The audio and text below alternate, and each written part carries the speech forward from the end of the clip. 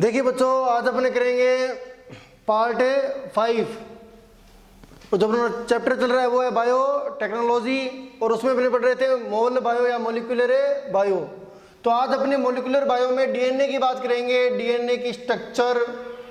ठीक, देखिए जो डीएनए है वो डीऑक्सीराइबोन्यूक्लियोटाइड्स का एक लंबा बहुलक है। जो डीएनए है, डीएनए क्या एक बहुलक है, पॉलीमर है। किसका? डीऑक्सी राइबो न्यूक्लियोटाइड्स का।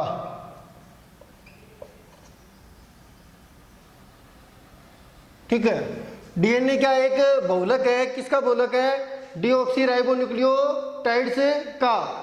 अब देखिए जो डीएनए की लंबाई है ना, इसमें पाए जाने वाले न्यूक्लियोटाइड्स की संख्या पर निर्भर करती है भी।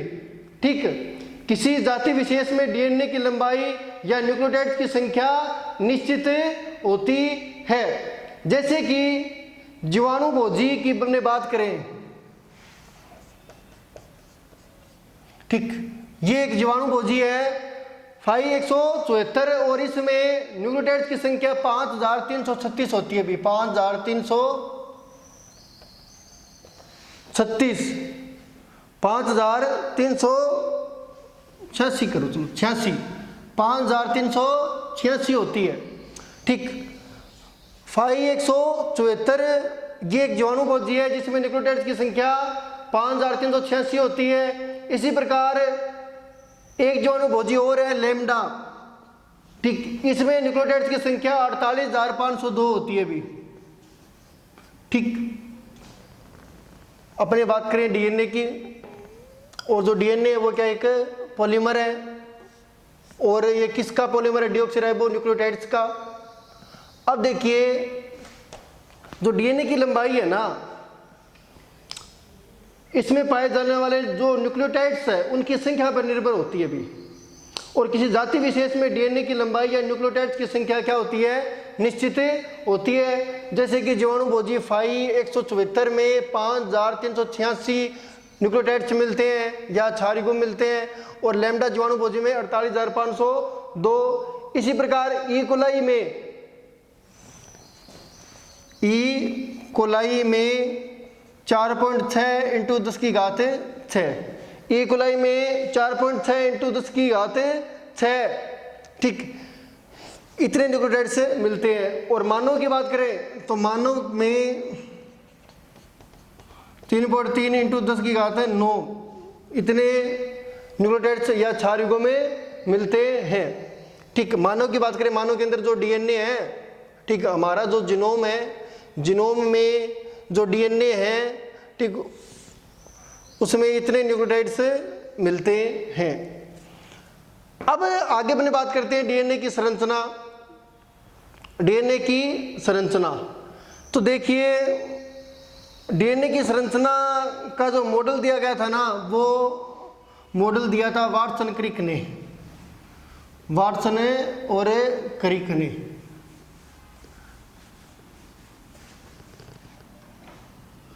डीएनए की संरचना की बात करें अपने, डीएनए स्ट्रक्चर, तो डीएनए की संरचना का मॉडल किसने दिया था? वाटसन और क्रिक ने। और इनका जो मॉडल है उसका नाम क्या है? Double helix model. ठीक, इसका मतलब क्या हुआ कि जो डीएनए है ना, डीएनए में 2 पॉलीन्यूक्लियोटाइड श्रृंखलाएं होती है भी। 2 पॉलीन्यूक्लियोटाइड से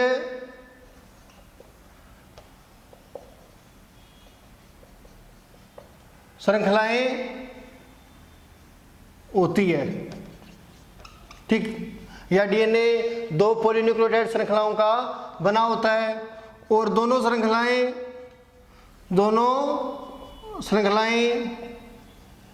एक दूसरे के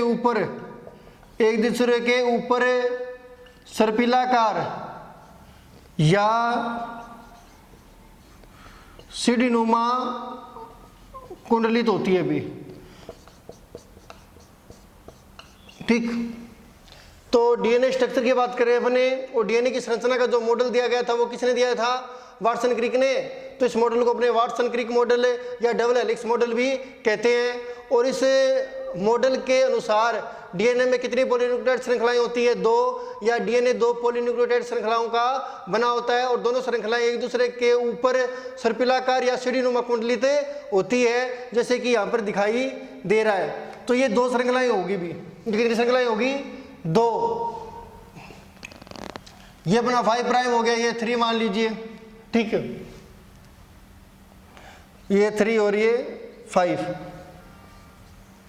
तो देखिए कि जो डीएनए जो अणु है ना, उसकी स्ट्रक्चर ऐसी होती है,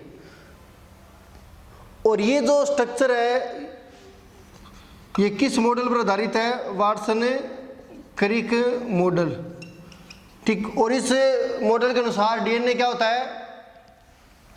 डबल हेलिक्स, ठीक, यानी डीएनए की संरचना डबल हेलिक्स होती है। अब देखिए आगे,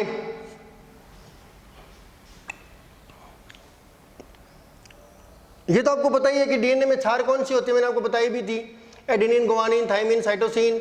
और डीएनए में शर्करा कौन सी होती है? Deoxy ribose. और डीएनए में एक फॉस्फेट होता है। मैंने आपको बताया था कि जो डीएनए है वो पॉलीन्यूक्लियोटाइड्स श्रृंखलाएं ही है, या जो डीएनए या जो आरएनए है वो एक्चुअल में पॉलीन्यूक्लियोटाइड श्रृंखलाओं के बने होते हैं। फिर अपने बात की थी कि पॉलीन्यूक्लियोटाइड श्रृंखलाएं कैसे बनती है, जो न्यूक्लिक अम्ल है वो कैसे बनते हैं। तो वो अपनों ने देख लिया था कि जो पॉलीन्यूक्लियोटाइड श्रृंखला है ना, वो अनेक न्यूक्लियोटाइड्स के आपस में जुड़ने से बनती है। अनेक न्यूक्लियोटाइड्स आपस में फॉस्फोडाइएस्टर बॉन्ड के द्वारा जुड़ते जाएंगे और पॉलीन्यूक्लियोटाइड चेन बने जाएगी, ठीक। तो देखिए यहां पर देखिए, ये जो है ना, ये भी डीएनए की स्ट्रक्चर है, डीएनए की संरचना, ये भी डीएनए की संरचना को ही रिप्रेजेंट किया गया है यहां पर। देखिए ये अपने बात करें तो ये एक पॉलीन्यूक्लियोटाइड चेन होगी, ये दूसरी चेन होगी, ठीक। अब देखिए यहां पर एक और है 5 प्राइम 3 प्राइम। इनका मतलब क्या है कि ये 1 नंबर कार्बन, ये 2 नंबर, ये 3 नंबर, 4 नंबर, ये 5 नंबर है। तो यहां पर कौन सा कार्बन आ रहा है? 5 नंबर ना, तो ये 5 प्राइम हो गया। और इधर 1 2 3, ये कितने नंबर हो गया? ये 3 नंबर कार्बन है, तो इसको कहेंगे 3 प्राइम। इसका उल्टा हो जाएगा। देखिए डीएनए में जो है ना 2 पॉलीन्यूक्लियोटाइड चेन होती है, 2, और दोनों जो चेन है ना, दोनों श्रृंखलाएं एक दूसरे के प्रति समांतर होती है भी, प्रति समांतर। प्रति समांतर का मतलब एक चेन का 5 प्राइम दूसरे चेन के 3 प्राइम के निकट होगा, यानी 5 और 3। यहां पर 3 प्राइम किसके निकट होगा? 5 प्राइम के, ठीक। दोनों चेन समांतर तो है लेकिन प्रति समांतर, ठीक। प्रति समांतर का मतलब बता ही दिया। तो यहां पर 5 प्राइम है तो इधर 5 प्राइम, ना ऊपर क्या होगा? 3 प्राइम। यहां पर 3 है तो यहां पर 5। अब देखिए डीएनए में जो दोनों श्रृंखलाएं वो क्या होती है? एक दूसरे के प्रति समांतर, ठीक। और डीएनए में कितनी श्रृंखलाएं होती है? 2 होती है, ठीक। ये आपको बता ही दिया मैंने। अब दोनों श्रृंखलाएं हाइड्रोजन बॉन्ड के द्वारा जुड़ती है। अभी ये 2 चेन होगी। देखिए एक चेन तो अपनी ये है और दूसरी चेन ये है, ठीक। एक पॉलीन्यूक्लियोटाइड चेन ये होगी, एक पॉलीन्यूक्लियोटाइड चेन ये होगी, और दोनों श्रृंखलाएं बीच में, दोनों श्रृंखलाएं आपस में किसके द्वारा जुड़ी हुई है? हाइड्रोजन बॉन्ड के द्वारा। और ये हाइड्रोजन बॉन्ड किन के मध्य बन रहे हैं? नाइट्रोजनी क्षारकों के मध्य, नाइट्रोजनी क्षारकों के मध्य, ठीक। तो देखिए ये 2 श्रृंखलाएं और दोनों श्रृंखलाएं हाइड्रोजन बॉन्ड के द्वारा जुड़ी हुई है, ठीक। गुआनिन और साइटोसिन के बीच में कितने हाइड्रोजन बॉन्ड है? 3, ठीक। और एडेनिन और थाइमिन के बीच में 2 हाइड्रोजन बॉन्ड है। तो यहाँ पर इस स्ट्रक्चर से आपको पता चल रहा है कि डीएनए 2 पॉलीन्यूक्लियोटाइड श्रृंखलाओं का बना हुआ है। एक श्रृंखला ये रही, एक श्रृंखला ये रही, और दोनों श्रृंखलाएं आपस में हाइड्रोजन बॉन्ड्स के द्वारा जुड़ी हुई है। और हाइड्रोजन बॉन्ड्स किन के बीच में है? नाइट्रोजनी क्षारकों के बीच में, या ये भी कह सकते हो संपूरक नाइट्रोजनी क्षारकों के बीच में, संपूरक नाइट्रोजनी क्षारकों के बीच में, कॉम्प्लीमेंट्री नाइट्रोजनी क्षारकों के बीच में। गुआनिन और साइटोसिन के बीच में 3 हाइड्रोजन बॉन्ड और एडेनिन और थाइमिन के बीच में 2 हाइड्रोजन बॉन्ड, ठीक। अब ये दोनों श्रृंखलाएं, एक ये श्रृंखला और एक ये श्रृंखला, दोनों श्रृंखलाएं एक दूसरे के ऊपर सर्पिलाकार रूप से कुंडलित है, सीढ़ीनुमा कुंडलित है। और इसी स्ट्रक्चर को अपने किस प्रकार रिप्रेजेंट करेंगे, फिर इस प्रकार, क्योंकि ये जो दोनों श्रृंखलाएं ना एक्चुअल में एक दूसरे के ऊपर कुंडलित होती है, सर्पिलाकार या सीढ़ीनुमा, ठीक। और अगर अपने इसी स्ट्रक्चर को सीढ़ीनुमा कुंडलन द्वारा प्रदर्शित करें तो ऐसे प्रदर्शित करेंगे भी। और ये मॉडल कौन सा है, वार्षिक के मॉडल, ठीक। अब देखिए यहां पर आप पहले देखो एक कुंडलन क्या होता है, कुंडलन, एक कुंडलन, एक कुंडलन का मतलब हो गया कि डीएनए है ना वो कितनी डिग्री टर्न कर गया, 360 डिग्री टर्न कर गया, ठीक। एक कुंडलन का मतलब क्या हो गया कि डीएनए जो है ना वो कितने डिग्री टर्न कर गया, 360 डिग्री। तो मान लीजिए यहां से बात करें, यहां पर 180 डिग्री टर्न हो गया और यहां पर 360, यानी यहां से ये डीएनए कुंडलित होना शुरू हुआ है इस प्रकार, और यहां पर आते आते ये पूरे कितनी डिग्री घूम गया, 360 डिग्री। तो ये जो लेंथ है ना इसकी, ये जो लेंथ है यहां से लेकर यहां तक, ठीक, इसको कहते हैं अपने एक कुंडलन की लंबाई, एक कुंडलन की लंबाई। और ये होती है अभी 34 एंगस्ट्रॉम, कितनी होती है, 34 एंगस्ट्रॉम या 3.4 नैनोमीटर या 3.4 नैनोमीटर। तो पहले तो देखिए कुंडलन क्या होता है, एक कुंडलन का मतलब क्या है, एक कुंडलन का मतलब डीएनए कितनी डिग्री टर्न कर जाए, कितनी डिग्री घूम जाए, 360 डिग्री। जैसे ये यहाँ पर ऐसे घूमना चालू हुआ और यहाँ पर आता है तो ये 360 डिग्री घूम गया, तो ये हो गया एक कुंडलन। और ये जो लेंथ है ना यहाँ से लेकर यहाँ तक, ये होगी एक कुंडलन की लंबाई, और जो एक्चुअल में कितनी होती है, 34 एंगस्ट्रॉम या 3.4 नैनोमीटर। अब देखिए एक कुंडलन में 10 क्षारक युग्म होते हैं, भी ये 10 क्षारक युग्म, एक कुंडलन में कितने क्षारक युग्म होते हैं, 10, ठीक।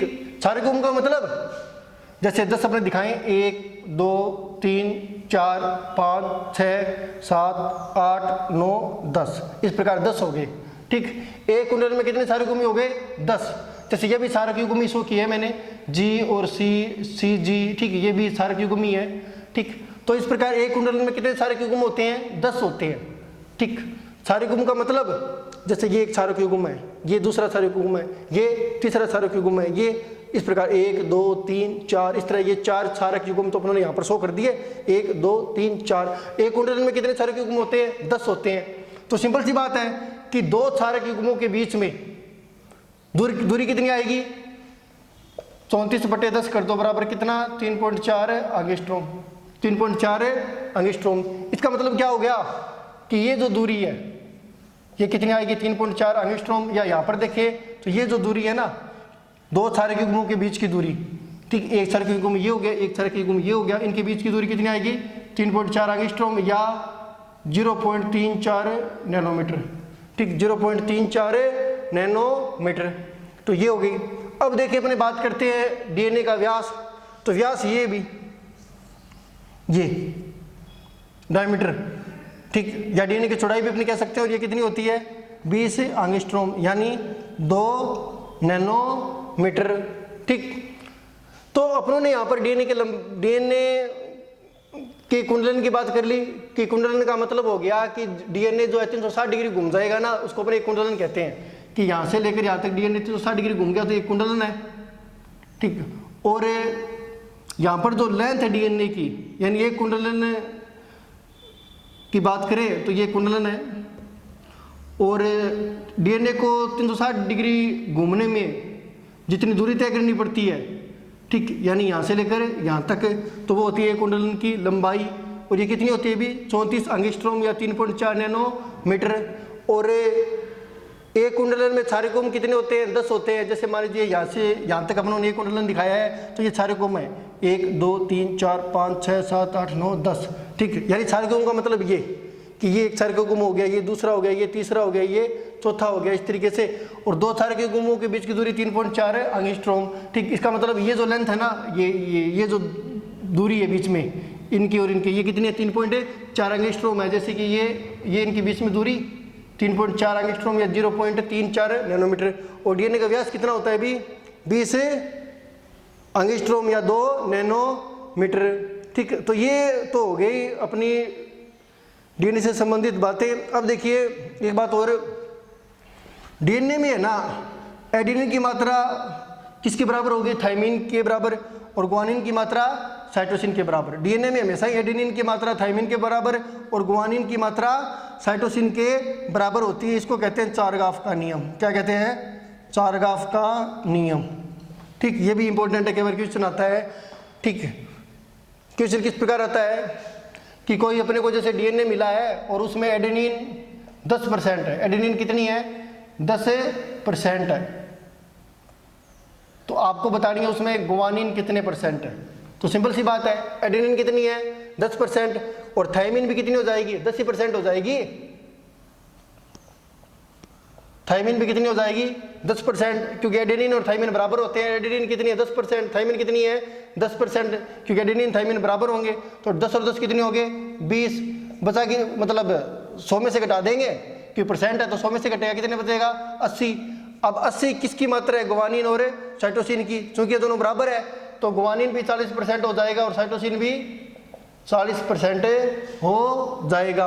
तो ये चारगाफ का नियम है, यहाँ पर कई बार क्वेश्चन आता है भी। ठीक, तो डीएनए की संरचना में इतना ही अभी, ज़्यादा नहीं है आपके। ठीक, तो ये अपना हो गया अभी डीएनए की स्ट्रक्चर। कोई टॉपिक से संबंधित कोई प्रॉब्लम हो तो आप मुझे पूछ सकते हैं। टाइम